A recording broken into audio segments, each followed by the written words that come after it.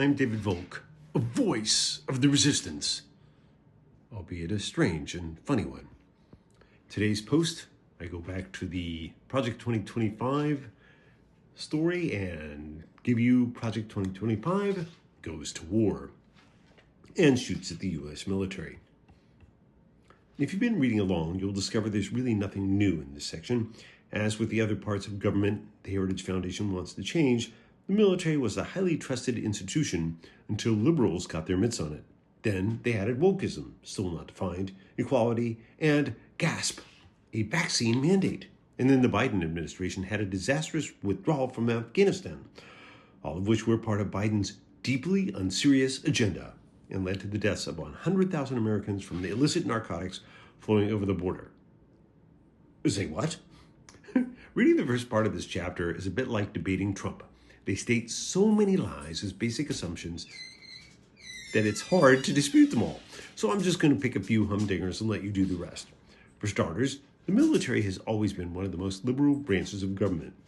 It tears every soldier down and treats them the same regardless of background, and it was the first to desegregate. Heck, black soldiers made up 10% of the Union Army during the Civil War, and the Tuskegee Airmen had one of the lowest loss rates of fire escort groups during World War II.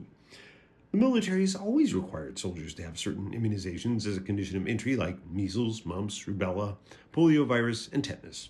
I wonder what makes COVID so special. Oh, that's right. The commander-in-chief at the time insisted it wasn't dangerous until it killed thousands of people, and, like most smart employers who had at-risk employees, the military required it to keep its people from, dying. As for that disastrous withdrawal from Afghanistan, Heritage seems to conveniently forget that it was their guy who negotiated the agreement that ended U.S. involvement. Biden was merely carrying out the stupid terms because, unlike Trump, the U.S. usually follows the terms of its own agreements. And what the hell does unserious even mean? It's a made-up word. Then again, why should it be different from anything else in the truly weird document that uses highly fictionalized information to justify its weird proposals? Here are other highlights of today's reading. 1. Over your dead body. The U.S. should definitely support efforts to protect Ukraine, Taiwan, and Israel, but it should rely on others to do the hard work. The neighbors should fix it, even if they're outmanned and outgunned. We'll be happy to cheer them on from the sidelines, though. If things get ugly, we'll be happy to rattle our nuclear sabers. Oh, and I'm not so sure Israel's neighbors will be so keen about helping it out, considering its neighbors are, Hamas and Hezbollah and all. Number 2, going out for business sale. Heritage also wants the country to return to its role as major weapons supplier to the world as well. So, not only do they want us to abandon NATO and striving for worldwide peace, they want us to help everyone else kill each other because, there's no chance anyone will ever turn those weapons on us. 3, new and improved with extra killing power. Because the world is a dangerous place, thanks to all the weapons we've sold, we should harness American ingenuity to create new weapons to respond to the latest threats without having to wait for the pesky inconvenience of congressional approval.